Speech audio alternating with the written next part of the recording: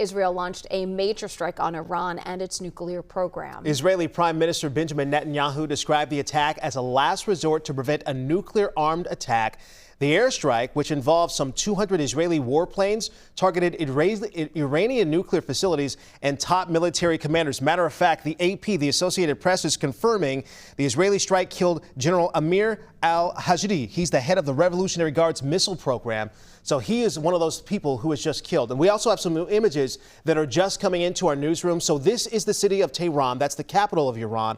This is where several explosions were heard overnight. Secretary of State Marco Rubio says the United States was not involved in the attack. Now, Iran has responded, launching more than 100 drones this morning, and the worry is that things could escalate even more.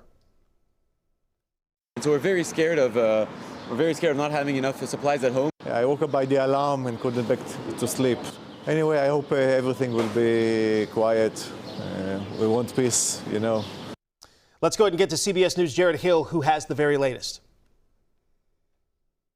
Intense escalation in the Middle East. Damage and debris litters the streets of Iran's capital city after Israel launched overnight airstrikes. Prime Minister Benjamin Netanyahu said it was a preemptive attack focused on Iranian nuclear facilities. Targeted military operation to roll back the Iranian threat to Israel's very survival. International watchdogs say Iran has increased its stockpiles of highly enriched uranium in recent years, which the country says is for civilian use, like nuclear energy. But a spokesperson for the Israeli military overnight said Iran is secretly building a nuclear weapons program. The Iranian regime has called for the destruction of the state of Israel, planning and advancing concrete military plans to do so. Following the news, the White House said the Israeli strikes were unilateral without any American involvement. But Iran's foreign minister said the attacks couldn't have happened without the coordination and approval of the United States.